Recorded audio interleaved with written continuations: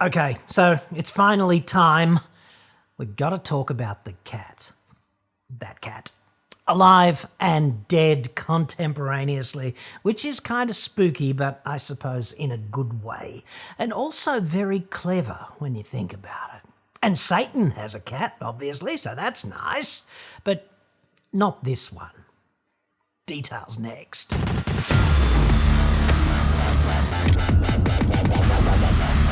I'm John Cadogan from AutoExpert.com.au, and I get new cars cheap and expensive at the same time. For this report anyway. For buyers here in Australia. A website for that. Obviously. Oh, you just click the card that's, up there now, dude. It's dead and it's alive. Catatonic. Pretty in Twilight Zone, if you ask me. This report has bugger all to do with cars. Fair warning, if you're just here for the automotive stuff, maybe you want to sit this one out. But if you want to make friends with reality, it might really help. It's that audacious. Regular viewers of this intellectually elite channel will note my fondness for Schrödinger's cat t-shirts, such as this one. I don't know if I can get around the microphone here, but dead and alive. Very spooky. This reminds me, the reason I wear it, right? It reminds me how scary and counterintuitive reality really is. And perhaps this can help you understand reality ever so slightly better. And if we don't grapple with reality more or less continuously, what else is there? At this point, we would really need input from a dude who is both emphatic about Schrödinger's cat as well as spectacularly wrong. And where would we possibly find one of those? I never could understand how the whole Schrödinger's cat thing is supposed to be so profound or whatever. Just because the observer doesn't know if the cat's alive or dead, it doesn't mean the cat is both alive and dead at the same time. Glenn Wilson there, with a total of 3 L's. To 3L, I would respectfully retort, yeah, dude, it kind of does. The cat is contemporaneously alive and dead at the same time, in concert, together, as one, biblically, simultaneously. They complete each other like the circle of fucking life from the Lion King. Hakuna Matata's or whatever. This particular pussy is an analogy to the behaviour of really tiny quantum stuff. Photons and gluons and gravitons and bosons and that, which behave in a particular way that strongly suggests that they exist in 2 mutually exclusive states at the same time, until something spookily irreversible happens, and then they appear even more spookily to resolve forevermore into one of those 2 states. People had trouble understanding that in the olden days when this was new, so in 1935, a really brainy dude named Erwin Schrödinger, who was Einstein's pen pal, mainly because he was one of the few dudes who could keep up, well, he did this thought experiment with a cat in a box, together with an atomic ray gun. I'm kind of paraphrasing here because it was actually a Geiger counter that functioned as a single-shot atomic ray detonator, more or less. A switch thingy, in other words, designed to release a really deadly King Kong Kitty Commando cat-killing poison. And they say physicists are no fun. Anywho, the underlying double-digit IQ message here is the cat, which is really just there to represent a subatomic particle and make it more relatable for ordinary humans who didn't pay that much attention at school, is actually alive and dead. Until you investigate whether it's alive or dead, until then, right, it's both. Dude. This is a paradox, right? Because actual real cats are not like that. They tend to be one or the other, overwhelmingly. But the quantum pussy, I'd suggest, plays by different rules because spooky. It's a paradox. Relativistic and or Newtonian pussies are generally alive or dead, albeit in both cases with one foot just inside the gates of hell, obviously. All cats have that in common.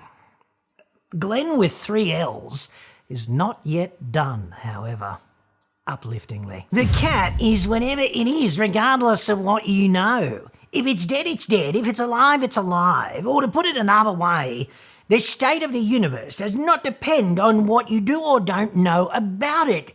The only thing that is profound here is that people think this is profound. Well, congratulations, 3L. You are 100% wrong, dude. Well done. In fact, in a letter to Schrödinger, Einstein took issue with exactly what 3L just said, that the quantum universe exists independently of what is experimentally observed, right? Einstein described that viewpoint as a, quote, risky game played by most physicists at the time, a game that he and Schrödinger had recused themselves from playing, incidentally, because, elite physicists. In other words, we've got 3L on one side of this and 2 of the most brilliant physicists ever on the other. It doesn't seem like a fair fight, does it? And yet, 3L is not deterred from stepping into the ring and getting KO'd and not KO'd at the same time. Yes. So, in the deep realm of quantum pussy, reality is not independent of observation, which is the whole point of the friggin' cat. Schrödinger's cat, therefore, highlights a fundamental problem with quantum reality, which is that really tiny reality might be ontologically subjective, and science generally hates that. They hate it when reality depends on who's investigating. So, according to a thing called the Copenhagen interpretation of quantum reality, when the cat, which is really just a relatable thing representing a photon or something, when the cat is in the box and the lid is closed, it is simultaneously alive and dead. This is called quantum superposition. And then when you open the lid and have a friggin' look, which is another metaphor, because we're talking subatomic shit here, there is no have a look at these things, because these things are smaller than the wavelengths of light. But when you have this metaphoric look, an irreversible process transpires, and then the cat becomes distinctly either alive or dead. Heavy going, isn't it? Copenhagen dudes describe this process as the waveform collapsing because subatomic shit, dude, and everything needs a name. But there's an even spookier interpretation of this paradox, entertainingly enough. Like a proper multi-realm example of ultimate physics, projectile ear-bleeding head fuckery, where the cat is in the box, lid closed, comfortably both alive and dead at the same time, quite happy, doing its thing, superposited like that, and then you open the lid and you have a look. You silly, silly bastard. Because then, dude, you will become entangled with the cat forever. And this effectively splits you into 2 versions of you in 2 different quantum realms, completely unaware of and separate from each other, decoherent. And one of you is looking down on a dead cat, while the other one sees a live cat, which is like Twilight Zone squared, if you ask me. And this gives rise to one of the most delightfully entertaining sciencey concepts of all friggin' time, the quantum suicide machine. It's just a thought experiment, dude. No actual suicide gets done. So don't bother searching for one on Amazon for the mother-in-law this Christmas. Not gonna happen. The quantum suicide thought experiment basically just looks at Schrödinger's superposition paradox from the point of view of the cat, and it gives rise to an even more brain-bending proposition called quantum immortality. Yes. If you're not collapsed on the floor and bleeding from the ears at this point, in other words, you're the cat, dude, and a version of you survives every time, like every iteration of this process. Half of you survives, or one of you survives, whatever.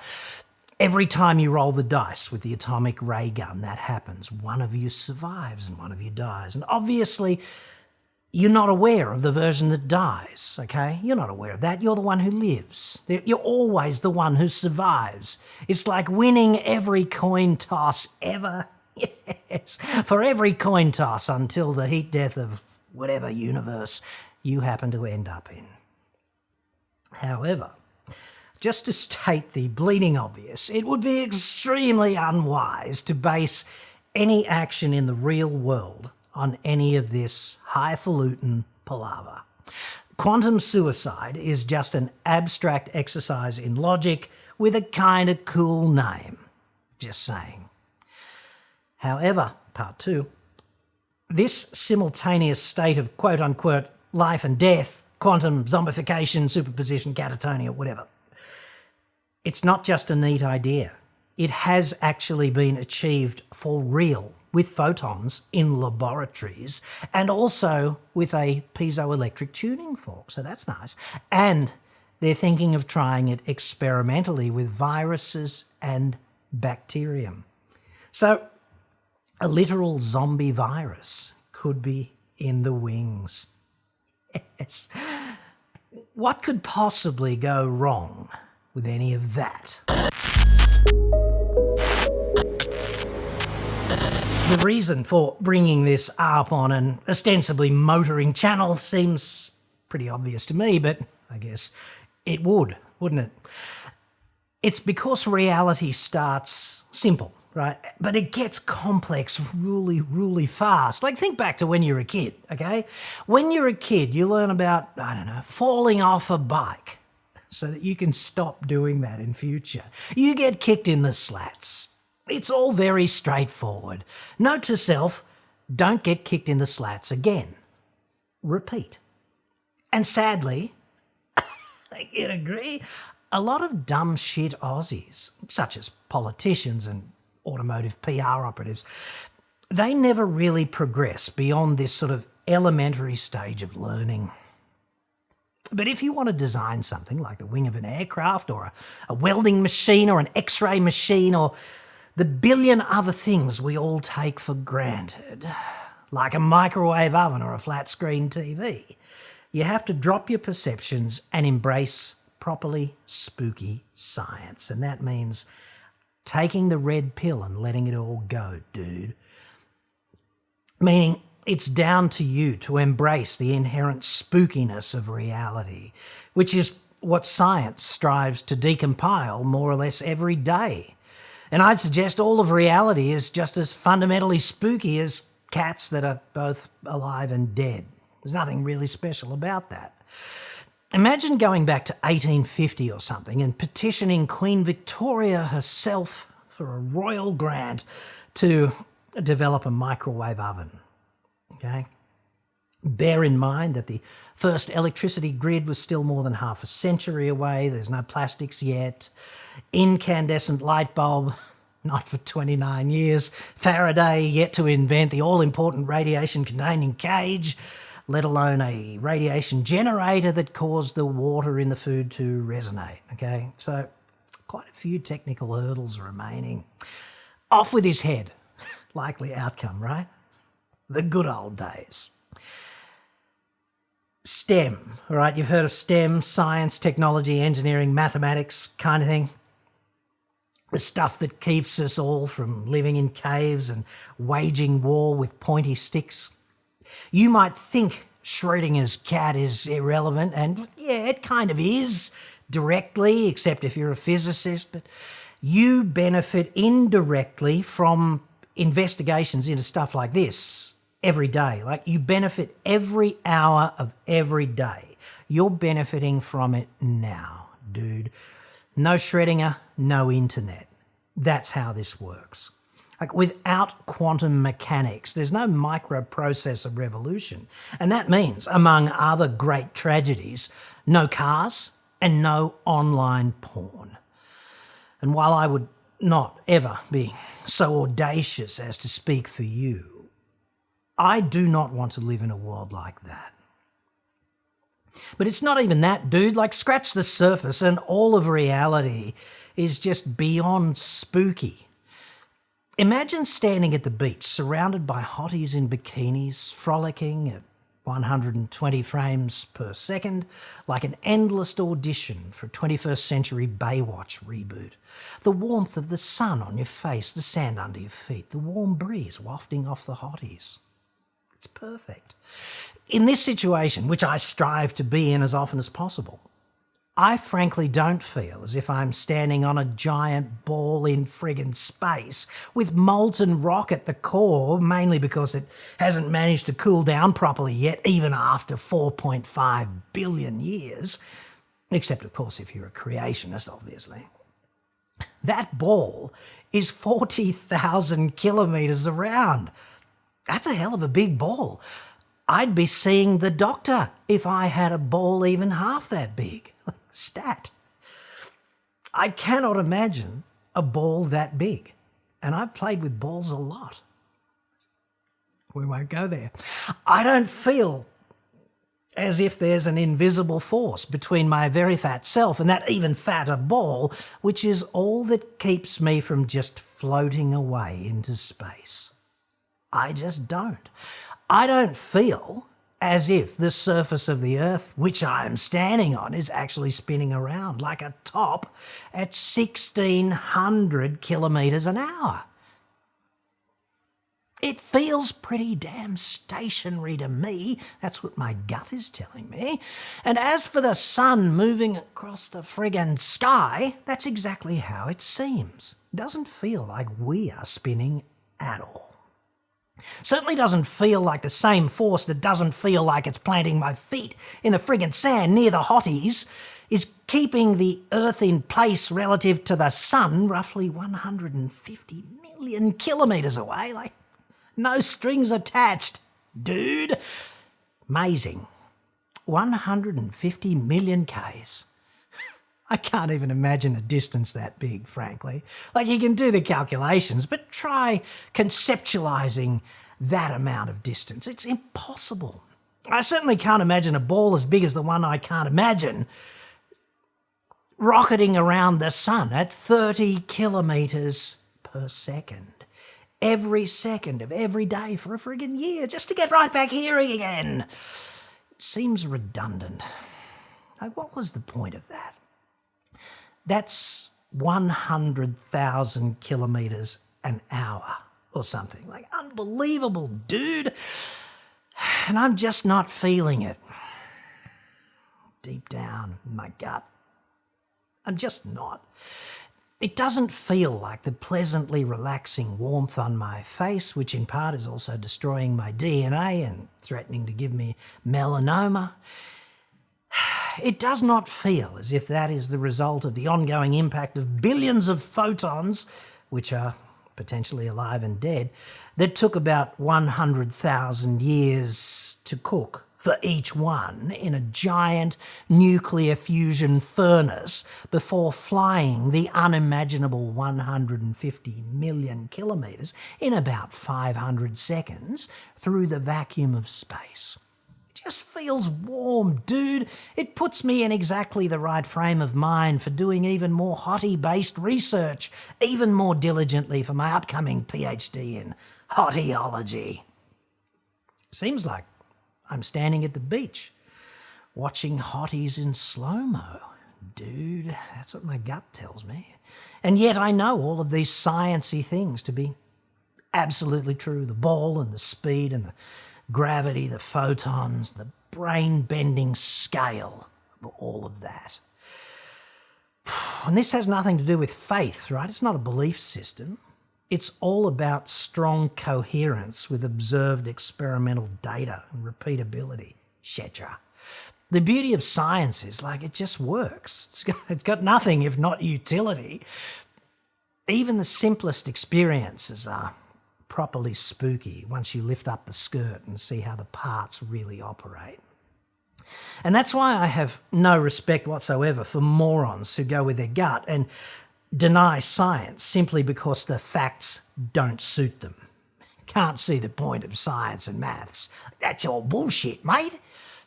I'm looking at you, exponent of vaccine hesitancy, you climate change deniers, you creationists, you flat earthers, you QAnon conspiracy nutcases, etc. Neurotoxic fluoride in the water, 9/11 being an inside job, the lizard friggin' people, 12 men never stood on the moon. If we made a full list, we'd be here all day. You people who say CO2 is plant food as some sort of half-assed limp dick attempt to repudiate the overwhelming scientific evidence for climate change despite not knowing anything about the 4 laws of thermodynamics, etc., you're really just saying, I'd prefer climate change not to be real, therefore it's not. Good luck integrating that with reality. See, the difference between the dumb vocal dickhead and people who actually paid attention is, of course, that one team is standing on the shoulders of 800 years of collective scientific inquiry, of which zombified cats are really just a tiny but fun part. To everyone else, I'd suggest ignorance really is not a superpower, and you're really not entitled to any opinion which is not validated by facts. We went to the moon. Vaccines work. Anthropogenic CO2 emissions are a deadly problem for our species. They're deadly today. The world is billions of years old. The Earth is a ball. That's my team, okay? When Mommy and Daddy told you that you can think whatever you want, they did you such a gross disservice. It's worse than giving every kid a medal for friggin' losing. Sure, think what you want, provided it can be validated by the best possible rational argument. Otherwise, just shut the fuck up. That's my team, okay? Science gave us the internet, of course, which does have a bit of a knack for amplifying uninformed nutbag opinion, and of course it allows nutbags to congregate into virtual club nutbag without actually jumping in the car and going to like-minded nutbag conferences. So that's something of an own goal, I suppose. Or to put this in a slightly more highbrow way, there are just not two sides to the most important stories. There's just one. The internet allows people who don't know any better to get together and weaponize their confirmation biases, mostly trivially, but also when it comes to issues that really matter. Evidence, okay? Some people who don't like the idea of climate change, they go online and they look for resources that validate the notion that climate change is bullshit. Pro tip, that's not the same thing as gathering evidence. It's weaponizing your confirmation bias.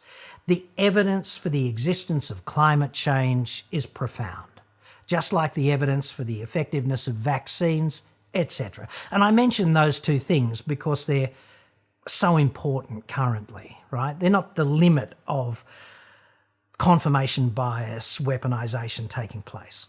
Like, I've had people say to me, gravity, that's just a theory.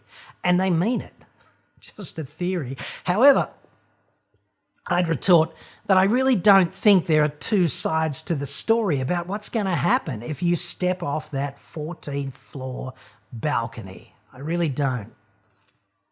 This is that, okay? If we proceed down this track of everybody getting an opinion, no matter how emphatically bullshit it may be, it's going to break the epistemology of reality. And it really doesn't get more serious for humanity than that.